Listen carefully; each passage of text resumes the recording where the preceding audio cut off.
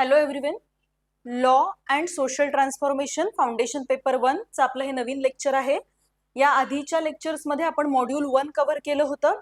त्यामध्ये law as an instrument of social change हे आपण पाहिलं होतं. त्याचबरोबर ट्रॅडिशन आणि कस्टम्स लॉला कशा प्रकारे इन्फ्लुएन्स करतात किंवा ट्रॅडिशन आणि कस्टम्स मधून लॉ कसा काय बाहेर येतो किंवा लॉ कसा समोर येतो हे आपण पाहिलं होतं. त्यानंतर religion as a divisive factor, विभाजनकारी घटक म्हणून रिलीजन आपण पाहिला होता, धर्म. त्यामध्ये रिलिजियस फॅन्टॅसिझम वगैरे ह्या सगळ्या कन्सेप्ट आपण बघितल्या होत्या. त्यानंतर सेकंड मॉड्यूल स्टार्ट केलं होतं आणि त्यातलं language as a divisive factor आपण पाहिलं होतं. सो लँग्वेज कशा पद्धतीने 2, 3, 4 लोकांमध्ये किंवा गटांमध्ये विभाजनकारी घटक म्हणून काम करतं हे आपण त्या लेक्चरमध्ये पाहिलं होतं. कारण भारत हा कसा आहे, विविधतेने नटलेला देश आहे. याच्यामध्ये विविध धर्माचे लोक राहतात, त्याचप्रमाणे विविध भाषिक अस्तित्व असणारे लोक सुद्धा राहतात. त्यामुळे हे भाषिक विविधतेमुळे लँग्वेज एक डिवायसिव्ह फॅक्टर ठरत आहे. आणि त्यानंतरचा आपला जो चौथा पॉइंट आहे, मॉड्यूल 2 मधला हा दुसरा पॉइंट आहे, कम्युनिटी अँड द लॉ. आता बघा, कम्युनिटी ही कन्सेप्ट जर आपण बघितली तर आपल्याला लक्षात येईल की माणूस हा समुदायात राहणं प्रेफर करतो. आणि भारताच्या कंटेक्स्टमध्ये जर आपण विचार केला तर आपण फॅमिली ॲज अ युनिट बघतो, बरोबर. आतापर्यंत आपण जे कायदे शिकत आलो, ज्या गोष्टी बघत आलो, त्यामधून आपल्याला एक गोष्ट लक्षात येते की कधीच इंडिव्हिज्युअलचा असा फार विचार नाहीये. तिथे family as a unit, family, मग कर्ता, ह्या सगळ्या कन्सेप्ट आपण बघितल्या फॅमिली लॉ मध्ये, राईट. सो आपल्याला हे माहिती आहे की कम्युनिटी आणि कम्युनिटीच्या अस्तित्वाला भारतामध्ये काय आहे, फार जास्त महत्व आहे. त्यामुळे कम्युनिटी अँड लॉ हे बघत असताना आपल्याला काय बघायचंय, कास्ट ॲज अ डिवायसिव्ह फॅक्टर बघायचंय. म्हणजे आता जी आपली जात आहे किंवा कास्ट आहे ती कशा पद्धतीने विभाजनकारी घटक ठरत आहे हे पाहायचंय. त्याचबरोबर non discrimination on the ground of caste, आपल्याला माहिती आहे आर्टिकल 15. ओके, इक्वॅलिटीचे जे सगळे आर्टिकल्स आहेत ते इथे येतात. त्यामध्ये आर्टिकल 14 आहे, equality before law and equal protection of law. So इथे बेसिकली आपल्याला काय लक्षात घ्यायचंय, इक्वल प्रोटेक्शन ऑफ लॉ लक्षात घ्यायचंय. आणि इथे non discrimination, prohibition of discrimination on the basis of religion, race, caste. So article 15 मध्ये आहे 5 घटक दिलेत, रिलीजन, रेस, कास्ट, सेक्स आणि प्लेस ऑफ बर्थ. तर त्याच्यामधला तिसरा घटक आहे कास्ट. सो कास्टच्या बेसिसवरती इंडियन कॉन्स्टिट्यूशन मध्ये काय आहे, नॉन डिस्क्रिमिनेशनची पॉलिसी आहे. त्याचबरोबर असे कोणते ऍक्ट्स आहेत का, कायदे आहेत का की ज्यातून आपल्याला नॉन डिस्क्रिमिनेशन ही कन्सेप्ट हायलाइट होते. त्याचबरोबर जर कुठे डिस्क्रिमिनेशन होत असेल तर शिक्षा देणारे काही कायदे आहेत का, हे आपल्याला इथे पाहायचंय. त्यानंतर आहे acceptance of caste as a factor to undue past injustice. बघा, अनड्यू पास्ट इनजस्टिस म्हणजे काय म्हणायचं इथे, मी जसं सांगितलं आर्टिकल 14 बघत असताना आपण दोन कन्सेप्ट पाहतो. इक्वॅलिटी बिफोर लॉ म्हणजे सर्वजण समान म्हणून पाहिलं जातं, जे कोणत्याही प्रकारचं डिस्क्रिमिनेशन लक्षात घेतलं जात नाही. Wear as equal protection of law हे पाहत असताना आपल्या लक्षात येतं की इक्वल प्रोटेक्शन ऑफ लॉ मध्ये आपण जे समुदाय आधीपासून मागे आहेत त्यांना पुढे आणण्याचा विचार सुद्धा मांडतो, म्हणजे अफर्मेटिव्ह ऍक्शन्स इथे मांडतो. आता बघा, काही गट किंवा काही कम्युनिटी खूप जास्त पुढे आहेत. ओके, त्यांना हिस्टॉरिकली त्यांच्या बरोबर इनजस्टिस झालेला नाहीये, म्हणजे कोणत्याही प्रकारे अत्याचाराला ते सामोरे गेलेले नाहीयेत किंवा कोणत्याही प्रकारे त्यांच्यावरती काय झालेलं नाहीये, त्यांच्याशी इनजस्टिस झालेला नाहीये, बेसिकली कोणत्याही प्रकारे त्रास झालेला नाहीये. आणि काही जे घटक आहेत जे सोशली बॅकवर्ड आहेत, एज्युकेशनली बॅकवर्ड आहेत. आता आपण असं म्हणतोय की इक्वॅलिटी बिफोर लॉ म्हणजे आता सगळे कायद्यासमोर समान आहेत, आता त्यांना सगळेच समान आहेत, आता कोणत्याही प्रकारे भेदाभेद नाहीये, काहीही चुकीचं घडणार नाहीये. असं चालणार आहे का? बघा, शतकानुशतकांचं काय आहे, इनजस्टिस आहे. शतकानुशतकांचं आपण काय बघतोय, शतकानुशतकांचा अन्याय आपण बघतोय. मग या सगळ्या पास्ट इनजस्टिसला अनड्यू करण्यासाठी आपल्याला काही अफर्मेटिव्ह ऍक्शन्स घ्याव्या लागतील. त्यामुळे इक्वॅलिटी बिफोर लॉ इथे चालणार नाहीये, तर इक्वल प्रोटेक्शन ऑफ लॉ म्हणजे पॉझिटिव्हली आपल्याला काही डिस्क्रिमिनेटिव्ह गोष्टी कराव्या लागतील. कास्टला रिकॉग्नाइज करावं लागेल यासाठी. ओके, बऱ्याचदा डिबेटमध्ये असं म्हटलं जातं की कास्ट आता कालबाह्य ठरायला हवी किंवा कास्टचा विचारच नाही करायला हवा जर आपण इक्वॅलिटी म्हणतोय तर. मग कास्ट बेस्ड रिझर्वेशन का आहे, तर कास्ट बेस्ड रिझर्वेशन का आहे त्याचाच हे पॉइंट आन्सर आहे. Acceptance of caste as a factor to undue past injustice. आपल्याला या अफर्मेटिव्ह ऍक्शन्स का घ्याव्या लागतायत, कारण आपण कास्टला ऍक्सेप्ट केलंय आणि पास्ट जो इनजस्टिस झालाय त्याला आपल्याला काय करायचंय, अनड्यू करायचंय. हे आपण बघूयात. ठीक आहे. Protective discrimination, schedule caste, tribes and backward classes. आता हे प्रोटेक्टिव्ह डिस्क्रिमिनेशन कशासाठी गरजेचं आहे, to undue past injustice. Protective discrimination आहे. ओके. आपण जे इंटेलिजिबल डिफरन्शिया म्हणतो, म्हणजे इंटेलिजन्स वापरून केलेलं डिफरन्सिएशन, आणि तिथे रॅशनल आपलं वापरलं जातं इंटेलिजिबल डिफरन्शियामध्ये. वेअर ॲज कोणत्याही प्रकारचं रॅशनल न वापरता, इंटेलिजिबल डिफरन्शिया न वापरता जर डिस्क्रिमिनेशन केलं तर ते काय होणार आहे, ते चुकीचं होणार आहे किंवा ते इक्वॅलिटीच्या प्रिन्सिपलच्या अपोजमध्ये होणार आहे. ठीक आहे. Reservation, statutory commission, statutory provisions हे कशासाठी आहे, again to undue past injustice. आता हे सर्व आपल्याला पाहायचं आहे आपल्या या मॉड्यूल मधल्या या पॉइंट अंडर. ठीक आहे. Indian society has historically been organized around communities, and among them caste has remained one of the most influential social institution. आपल्याला माहिती आहे ही इंडियन जी सोसायटी आहे हिस्टॉरिकली, मी जसं सांगितलं फॅमिली लॉ बघत असताना आपण फॅमिली ॲज अ युनिट बघतो, कर्ता म्हणून कर्ता त्याचा हेड बघतो.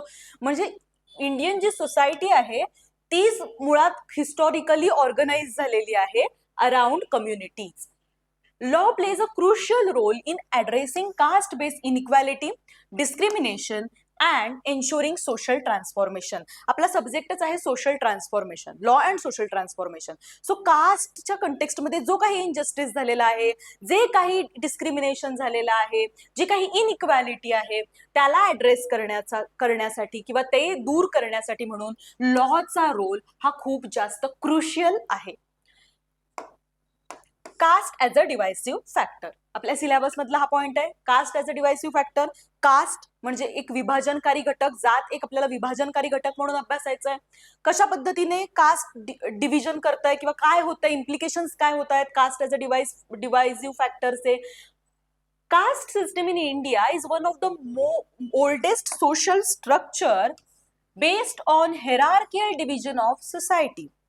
बघा, कास्ट सिस्टीम आहे इंडियामधली. आपल्याला माहितीये 4 वर्ण आहेत, ब्राह्मण, क्षत्रिय, वैश्य आणि शूद्र. सो हे एक ओल्डेस्ट सोशल स्ट्रक्चर आहे आणि याच वर्णांच्या बेसिसवरती कास्ट सिस्टीम समोर आलेली आहे. सो हे हेरार्कियल डिव्हिजन आहे, कोणतरी वरती आहे, कोणतरी खाली आहे, कोणतरी श्रेष्ठ मानलं गेलंय, कोणतरी कनिष्ठ मानलं गेलंय. सो हे हेरार्कियल स्ट्रक्चर सोसायटीला काय करतंय, डिवाइड करतंय.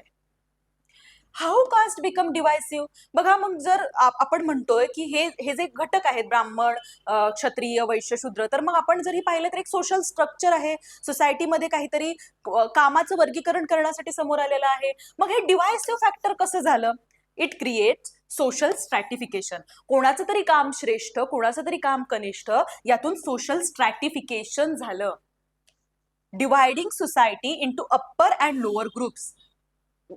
उच्च आणि कनिष्ठ अशा 2 गटांमध्ये आपली सोसायटी विभागली गेली. त्यानंतर it leads to social exclusion, segregation and denial of opportunities. याने काय झालं, सोशल एक्सक्लुजन वाढलं, सेग्रिगेशन वाढलं आणि ऑपॉर्च्युनिटीज डिनाय झाल्या. बघा, शतकानुशतक एखादी कम्युनिटी एकच काम करत आली आहे बिकॉज जे जनरेशनल काम आहे तेच त्यांना करायला लागतंय. इथे काय होतंय, डिनायल ऑफ ऑपॉर्च्युनिटीज होत आहे. ठीक आहे.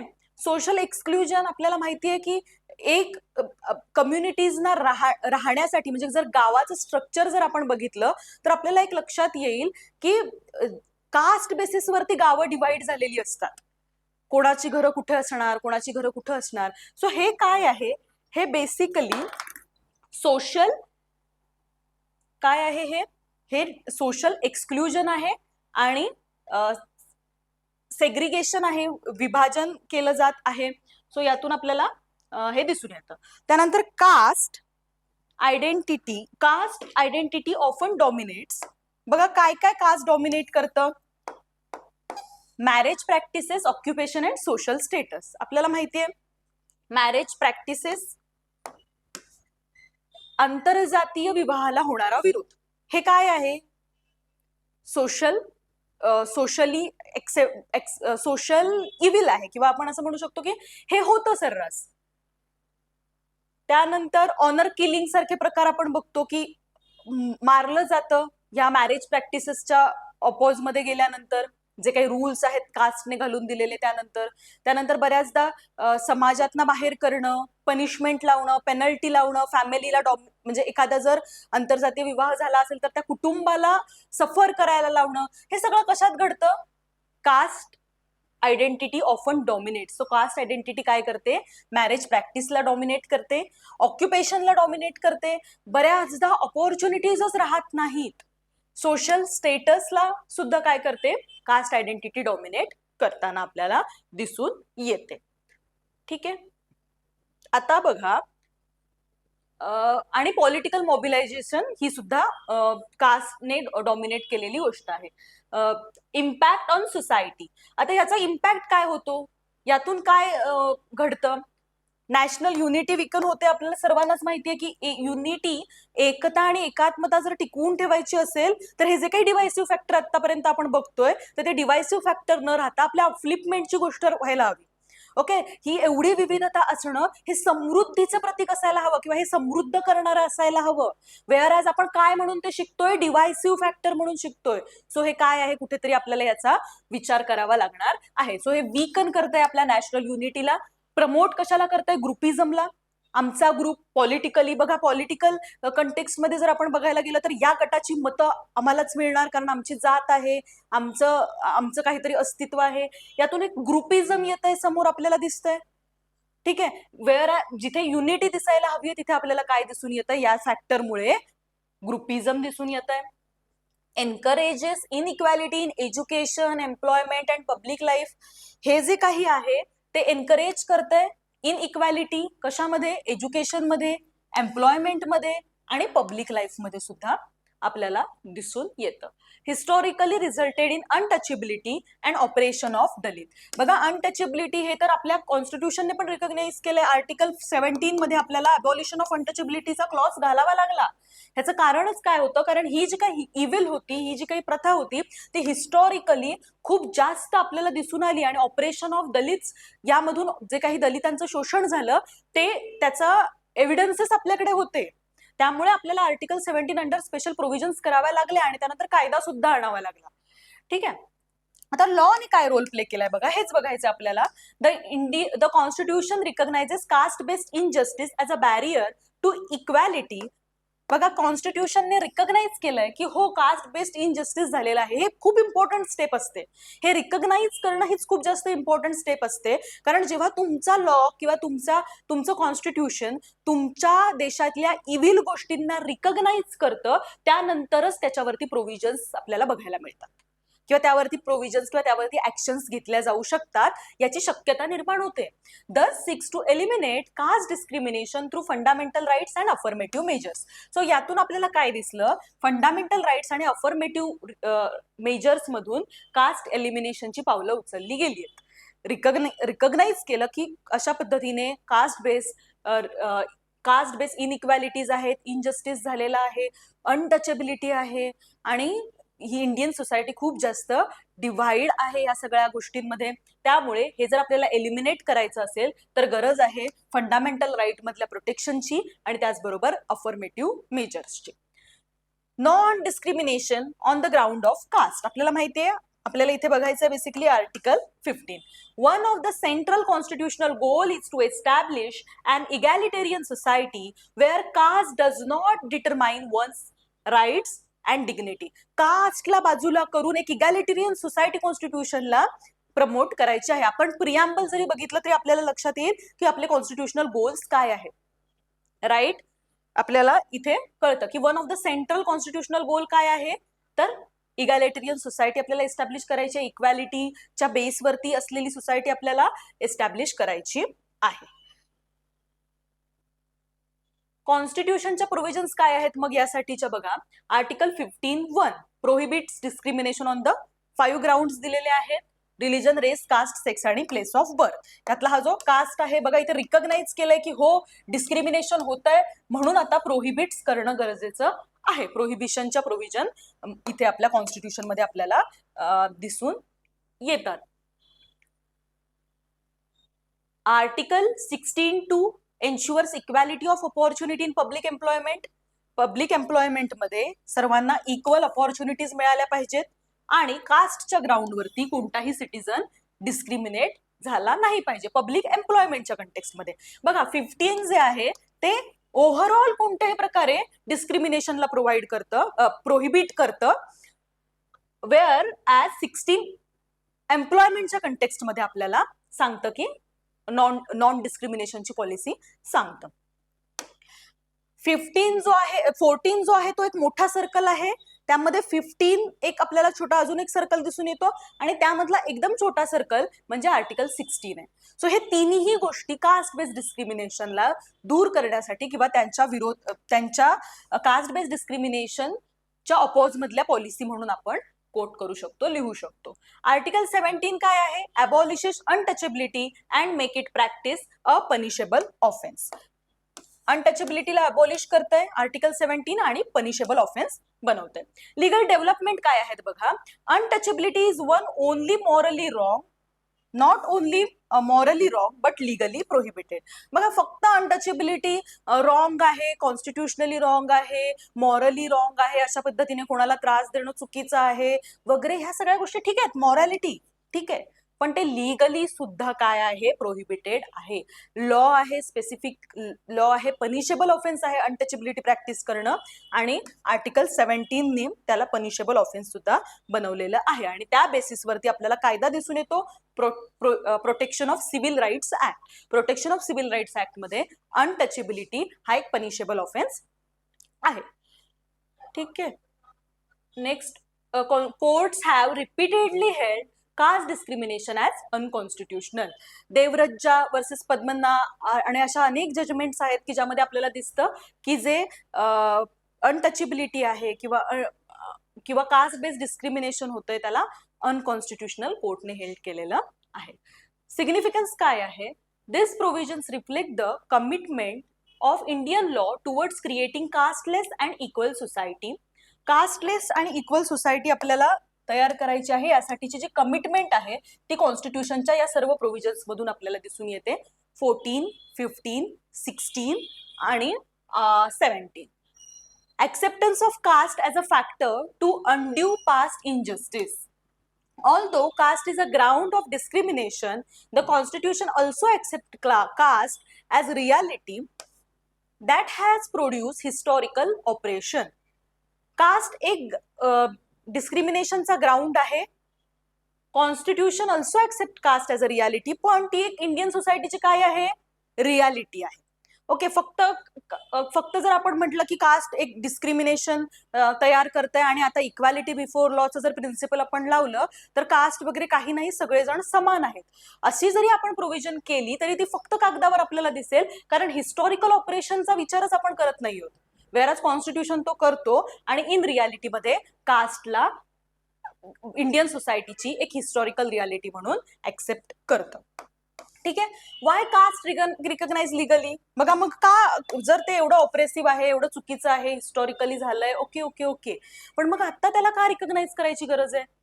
आता जर आपण म्हणतोय 1950 पासून इंडियन कॉन्स्टिट्यूशन आलंय, इंडियन कॉन्स्टिट्यूशनच्या समोर जर सगळे समान असतील तर मग ठीक आहे ना, आता जे मागे झालं ते झालं, कालच्या गोष्टी विसरून जाऊ आणि आता नव्यानं सुरुवात करू वगैरे.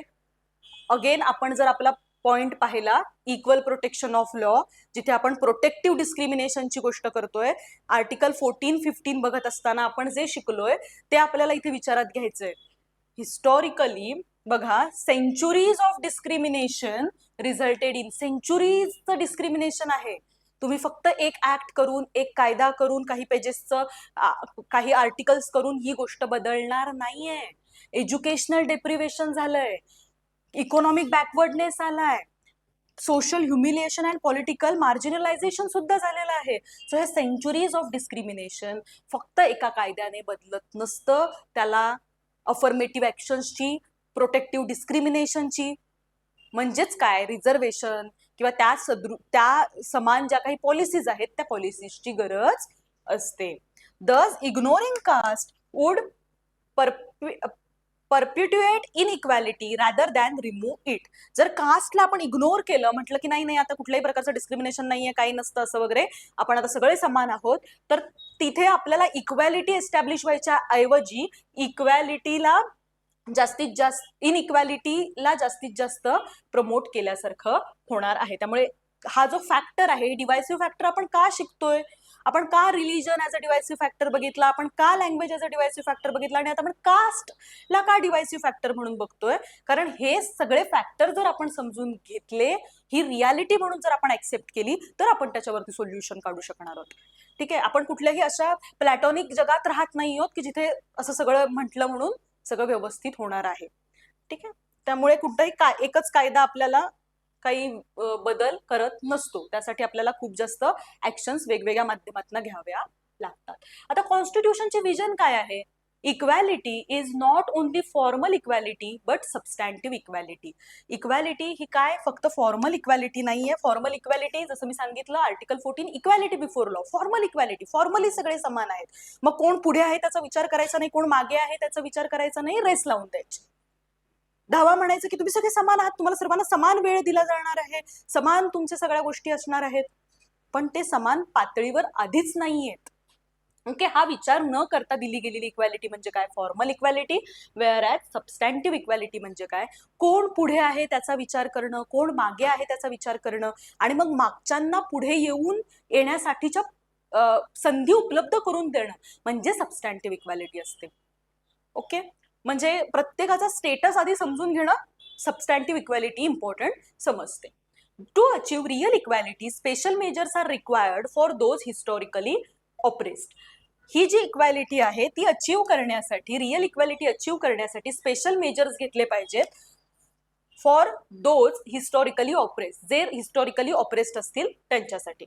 दिस is the foundation of affirmative action. आणि हे सगळं हे जे आहे टू अंड्यू पास्ट इनजस्टिस, हा जो आपला पॉइंट आहे बेसिकली, तो काय आहे? फाउंडेशन ऑफ अफर्मेटिव्ह ऍक्शन आहे.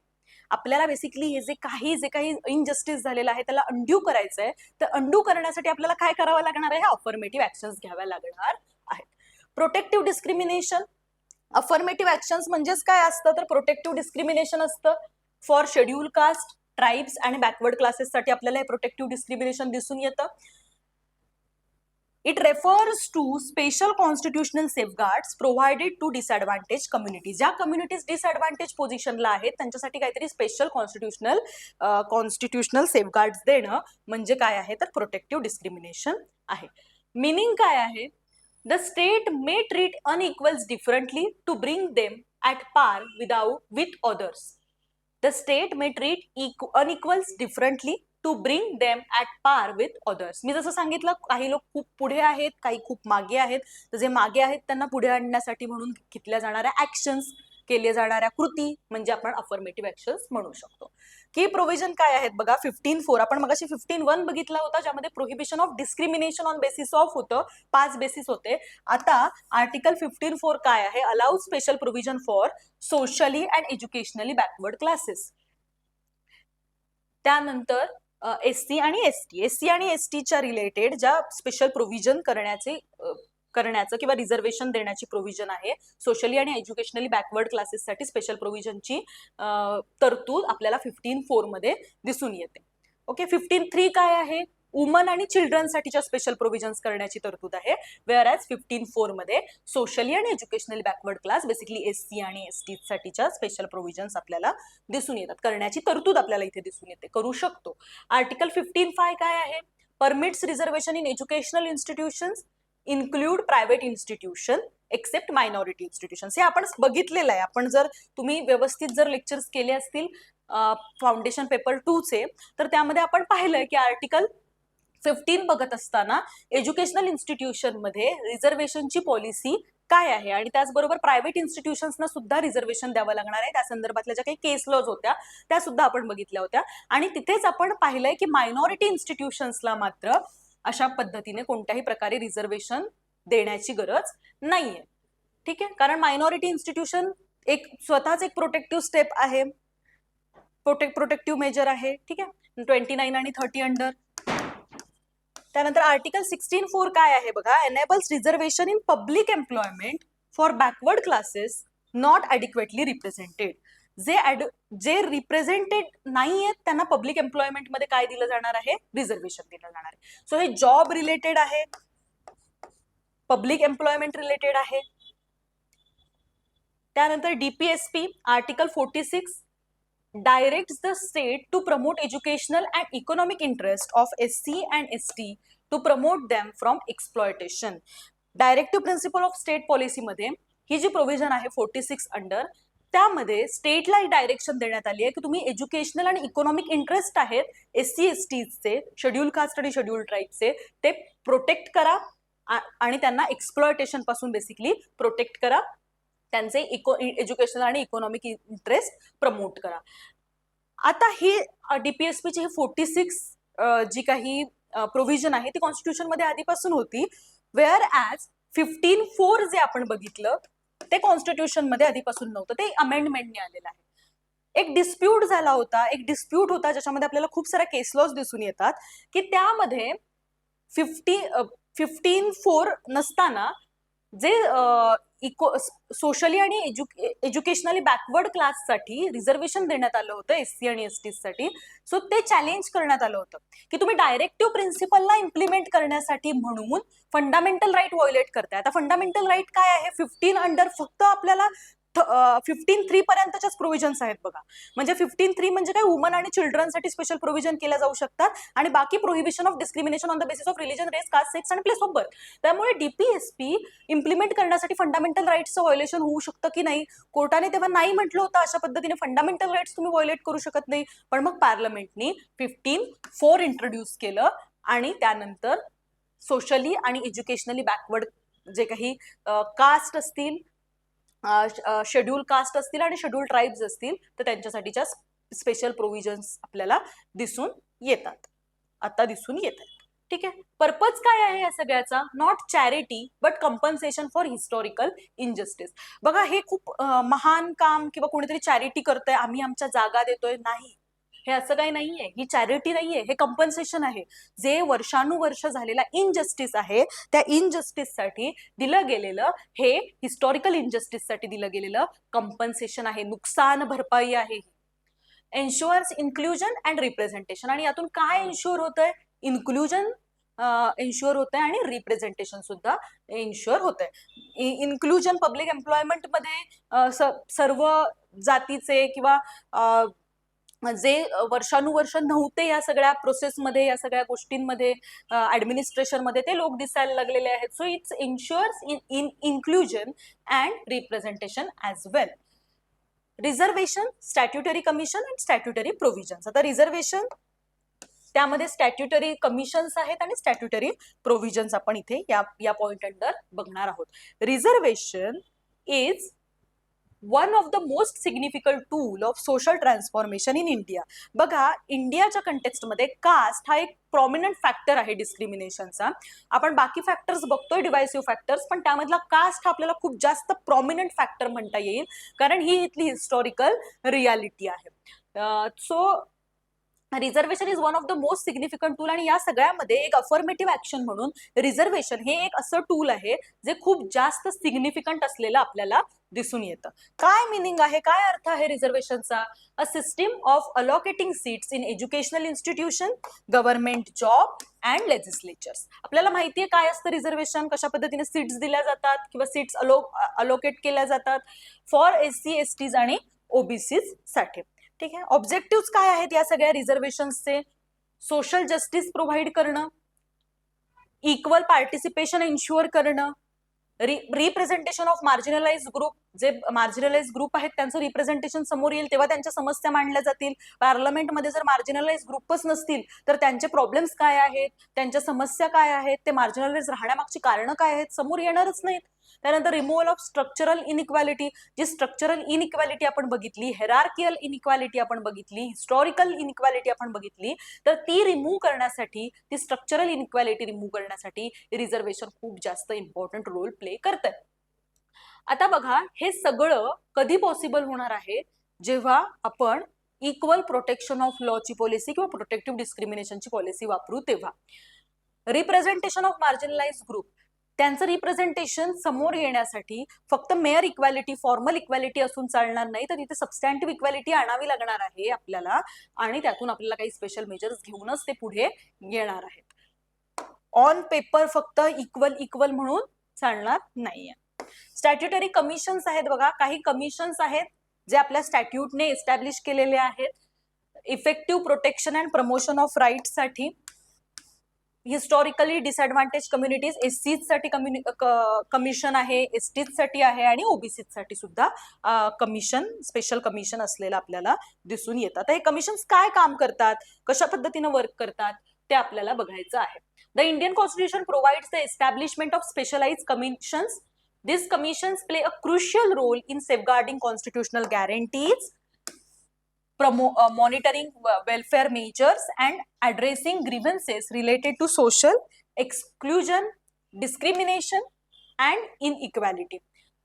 They act as an institutional mechanism. बघा, एक institutional mechanism लागतं, फक्त प्रोव्हिजन्स असून चालत नाही, त्याच्यासाठी कायदे असावे लागतात. फक्त मॉरल रॉंग नाहीये, तुम्ही कास्ट बेस्ड डिस्क्रिमिनेशन करताय, ते लिगली सुद्धा रॉंग आहे. मग ह्या सगळ्या गोष्टींवरती लक्ष ठेवण्यासाठी, मॉनिटर करण्यासाठी, एव्हिडन्सेस प्रोव्हाइड करण्यासाठी, किंवा गव्हर्नमेंटला रिपोर्टिंग करण्यासाठी काय समस्या आहेत, काय प्रॉब्लेम्स आहेत, ग्राउंड लेवलला काम लागतं, आणि हे इन्स्टिट्यूशनल मेकॅनिझम ह्या कमिशन्स प्रोव्हाइड करतात.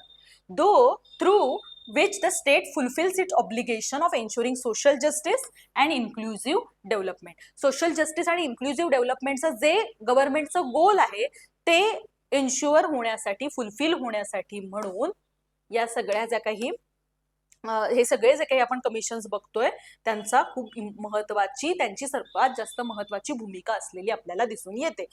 काय आहे पहिलं commission? National commission for schedule caste. 338 article आहे.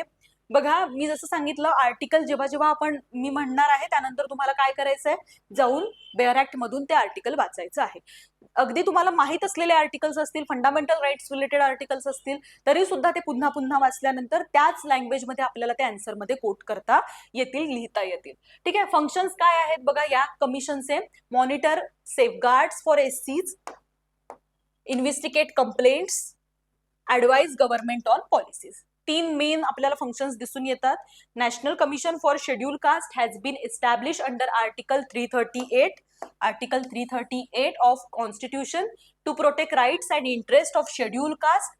The commission functions as watchdog body to ensure that constitutional safeguard provide एससीज are properly implemented. It monitors working of various welfare scheme and legal protection meant for scheduled caste and evaluates whether they are achieving their intended objectives. बघा, article 338 under हे commission establish होतं. त्यानंतर कमिशनचं function काय आहे? लक्ष ठेवणं basically, की ज्या कॉन्स्टिट्यूशनल सेफगार्ड्स एससीजना मिळालेले आहेत, शेड्यूल कास्टचं कमिशन आहे, त्यामुळे शेड्यूल कास्टना मिळालेले आहेत, त्या प्रॉपरली इम्प्लिमेंट होत आहे की नाही. म्हणजे बेसिकली जे अफर्मेटिव्ह ऍक्शन्स घेतल्या गेलेल्या आहेत, रिझर्वेशन प्रोव्हाइड केलेलं आहे, तर ते प्रॉपरली इम्प्लिमेंट होत आहेत की नाही त्या पॉलिसीज, हे बघण्याचं काम हे कमिशन करतं. त्यानंतर ते मॉनिटर करतं working of various welfare scheme. खूप वेगळ्या वेगळ्या प्रकारच्या स्कीम्स गव्हर्नमेंट इंट्रोड्यूस करत असतं, लॉन्च करत असतं, तर त्याचं वर्किंग व्यवस्थित होतंय की नाही, ग्राउंड लेवलला ते व्यवस्थित इम्प्लिमेंट होतंय की नाही. त्याचबरोबर legal protection meant for schedule caste, जे लिगल प्रोटेक्शन आहे शेड्यूल कास्ट साठीचं, आणि ते त्याचं वर्किंग, आणि त्याचबरोबर त्याचं इव्हॅल्युएशन, की ते त्यांचं जे इंटेंडेड आउटपुट आहे, म्हणजे इंटेंडेड ऑब्जेक्टिव्ह आहे, की कशासाठी त्या वेलफेअर स्कीम्स केल्या गेल्यात, कशासाठी त्या योजना आणल्या गेल्यात, सो ते इंटेन्शन सक्सेसफुल होतंय की नाही हे पाहण्याचं काम बेसिकली हे कमिशन करतं. The commission also has a authority to investigate specific complaints regarding discrimination, denial of rights, untouchability और अट्रॉसिटीज अगेन्स्ट एससी कम्युनिटीज. बघा, द कमिशन आहे ते ती एक ऑथॉरिटी आहे. स्पेसिफिक जर कंप्लेंट्स आल्या एससी शेड्यूल कास्ट रिलेटेड, डिस्क्रिमिनेशनच्या रिगार्डेड, डिनायल ऑफ राईट्सच्या कंटेक्स्टमध्ये, तर तिथे, किंवा अट्रॉसिटीजच्या कंप्लेंट्स असतील, तिथे कमिशन काय करतं, इन्व्हेस्टिगेशनचा रोल प्ले करतं. Further it plays an advisory role by recommending measures to government for improving politics related to education, employment, social development and political representation of scheduled caste. Schedule कास्टच्या संदर्भामध्ये जे काही education, employment, social development, political representation related जे काही measures घ्यायचे आहेत, घेतले जावेत असं वाटतंय. सो त्यासाठी ज्या पॉलिसीज आहेत त्या गव्हर्नमेंटला पॉलिसीज तयार कराव्या लागतात. सो ह्या पॉलिसी सजेस्ट करण्याचं, रिकमेंड करण्याचं, मेजर सुचवण्याचं काम हे कमिशन करतं.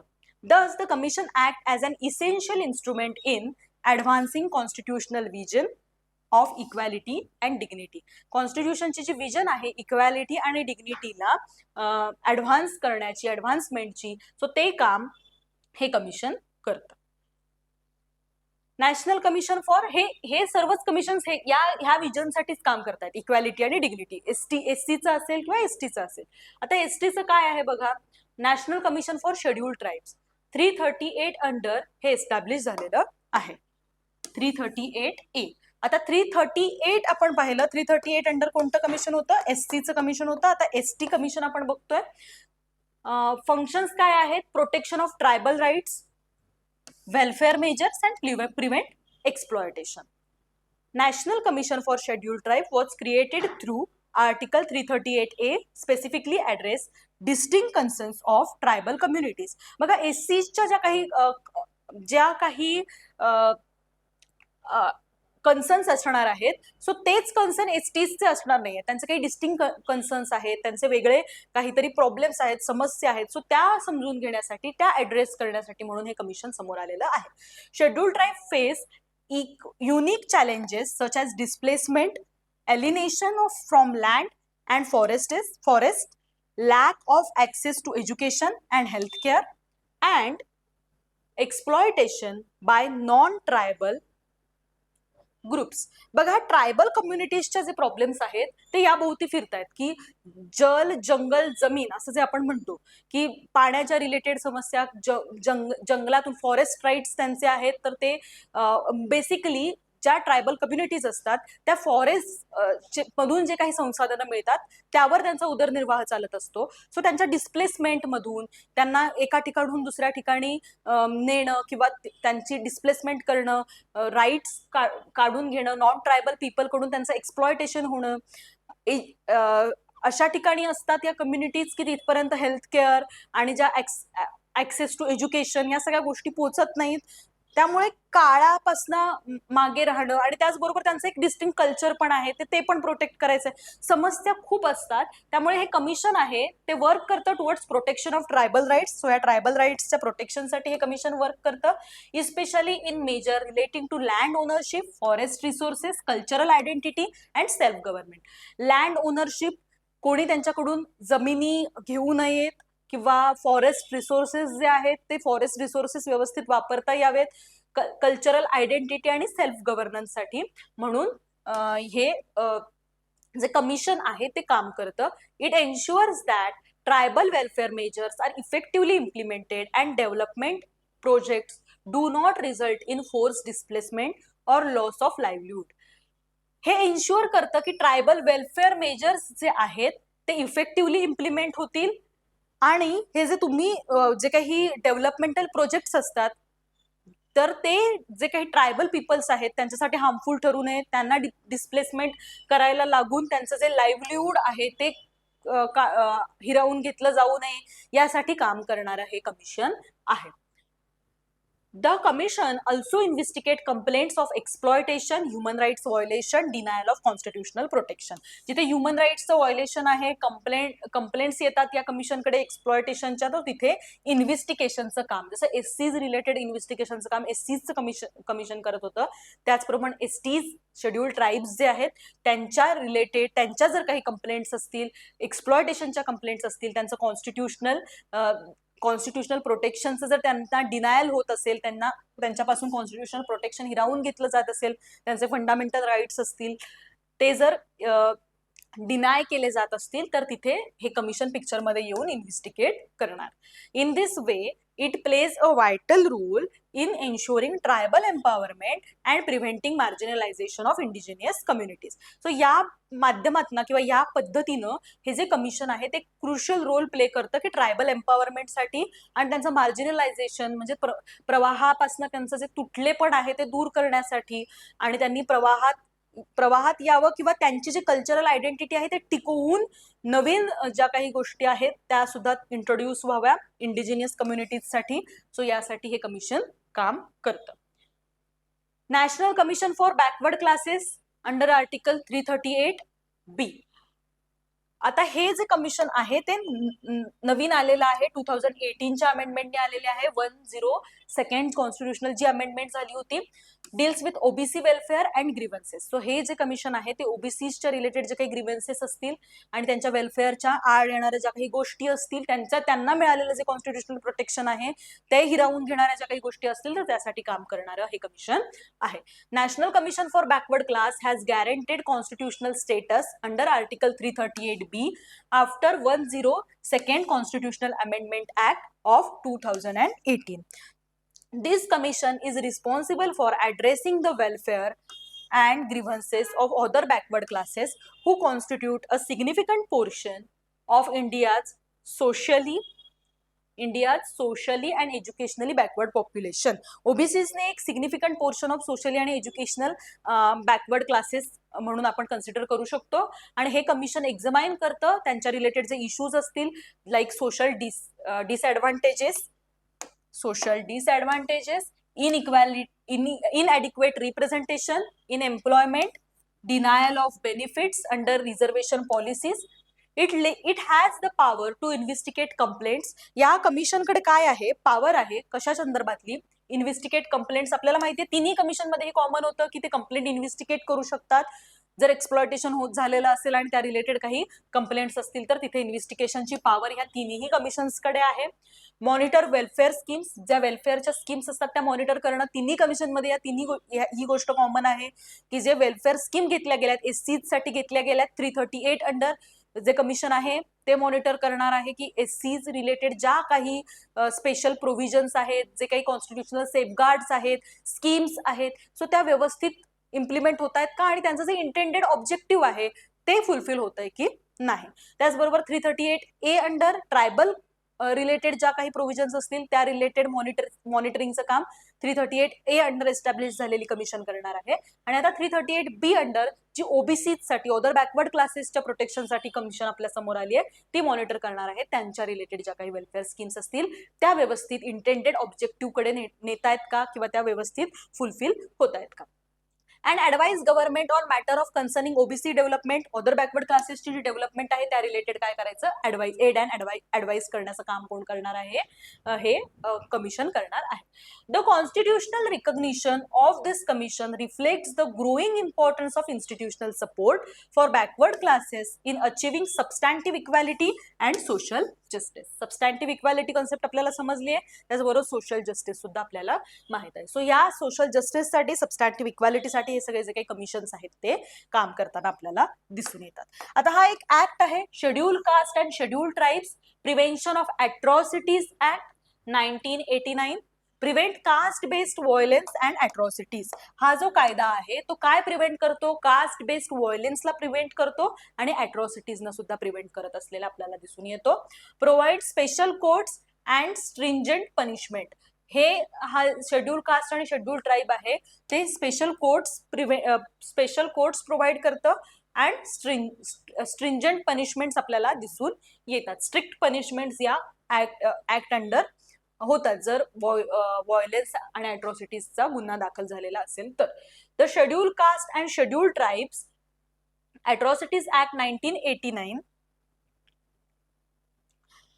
is one of the most significant legislative measure aimed to preventing caste based violence. आतापर्यंत आपण जे मेजर्स पाहिले ते कॉन्स्टिट्युशनल मेजर्स होते, कॉन्स्टिट्युशनल सेफगार्ड्स होते, मग ते अगदी फंडामेंटल राईट्स मधले 14, 15, 16 असू देत, 17, त्याचबरोबर 338 अंडर जे काही कमिशन्स एस्टॅब्लिश झाले 338A, 338B आणि हे सर्व काय होते, कॉन्स्टिट्युशनल सेफगार्ड्स होते. हा जो ऍक्ट आहे हे लेजिस्लेचरने उचललेला पाऊल आहे, सिग्निफिकंट लेजिस्लेचर मेजर आहे. हे कशासाठी एम करतंय, to prevent caste based violence, discrimination and atrocities again SC आणि ST कम्युनिटीज. SC आणि ST कम्युनिटीजच्या रिलेटेड जे कास्ट बेस्ड व्हायलेन्स होणार आहे, होतंय, जे डिस्क्रिमिनेशन होत आहे आणि अॅट्रॉसिटीज होत आहेत, सो त्या रिलेटेड ज्या काही मेजर्स, त्या रिलेटेड ज्या काही प्रोव्हिजन्स आहेत त्या आपल्याला या ऍक्ट मध्ये दिसून येतात.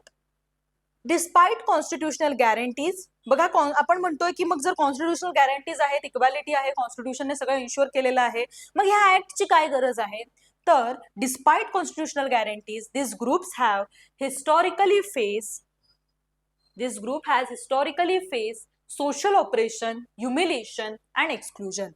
कॉन्स्टिट्युशनल गॅरंटीज आहेत मान्य, पण ते असताना सुद्धा या ग्रुपनं हिस्टॉरिकली खूप जास्त, ह्या ज्या कम्युनिटीज आहेत, आपण कम्युनिटी अँड लॉ हा पॉइंट बघतोय, सो या पॉइंट अंडर या ज्या काही कम्युनिटीज आपण बघतोय, या कम्युनिटीजनी खूप जास्त सोशल ऑपरेशन, ह्युमिलिएशन आणि एक्सक्लुजन सहन केलेलं आहे. जसं आपण पाहिलं की सेंचुरीज ऑफ डिस्क्रिमिनेशन आहे, सेंचुरीज ऑफ डिस्क्रिमिनेशन एका कोणत्या ऍक्टने किंवा एका कोणत्या प्रोव्हिजनने मिटत नाही, त्यासाठी मल्टिपल मेजर्स घ्यावे लागतात, मल्टिपल अफर्मेटिव्ह ऍक्शन्स घ्याव्या लागतात. सो त्यासाठी the act was enacted to provide stronger legal protection. एक स्ट्रॉंगर लीगल प्रोटेक्शनची गरज होती by criminalising various act of violence, intimidation, social boycott and abuse committed against member of SC आणि ST communities.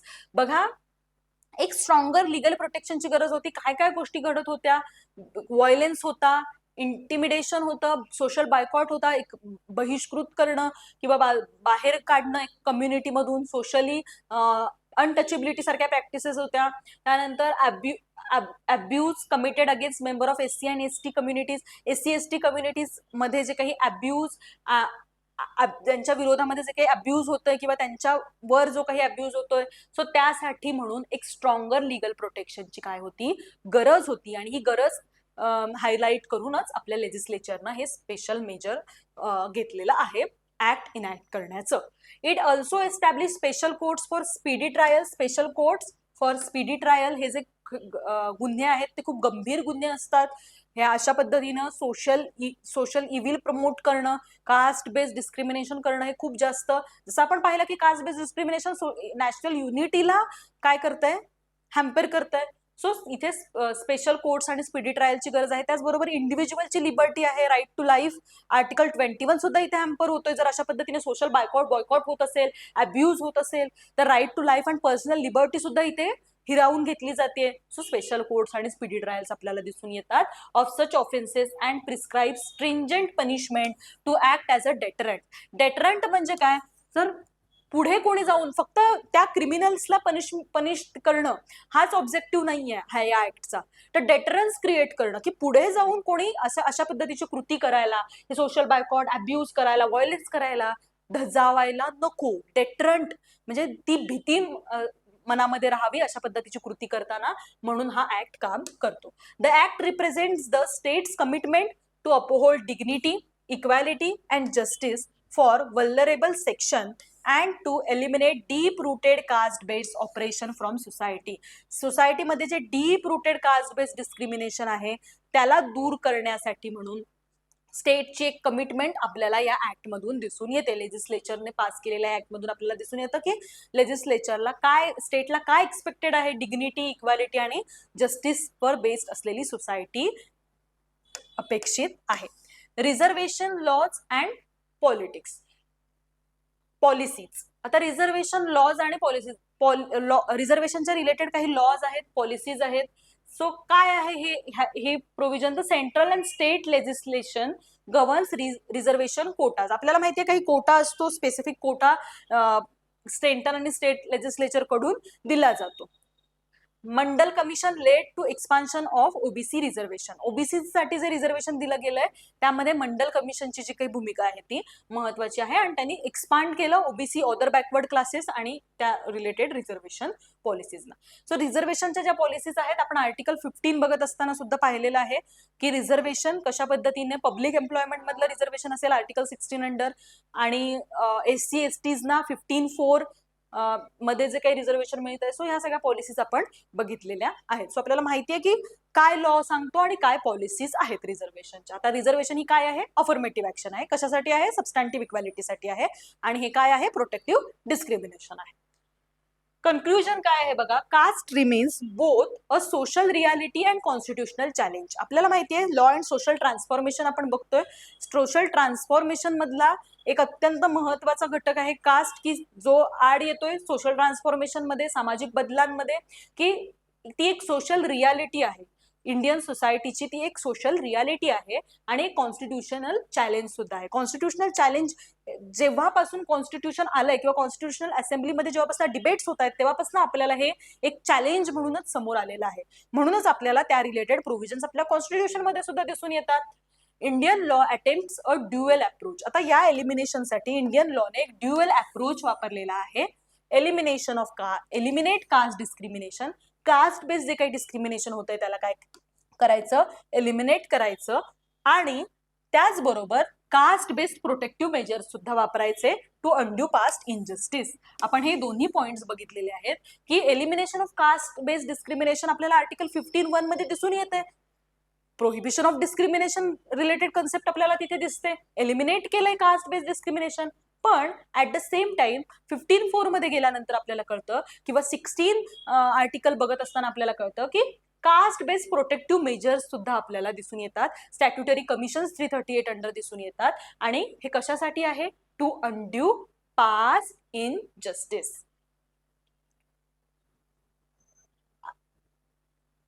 Does law become an instrument of social transformation. आता ह्या सगळ्या गोष्टी पाहिल्यानंतर आपल्याला कळतं की हा जो लॉ आहे, हे जे मेजर्स घेतले गेलेले आहेत, सो हे काय आहे? Becomes a social becomes the instrument of social transformation. हे एक इन्स्ट्रुमेंट बनलंय सोशल ट्रान्सफॉर्मेशनचं. Moving society towards equality, dignity and justice. सोसायटीला हे कुठे घेऊन चाललेलं आहे?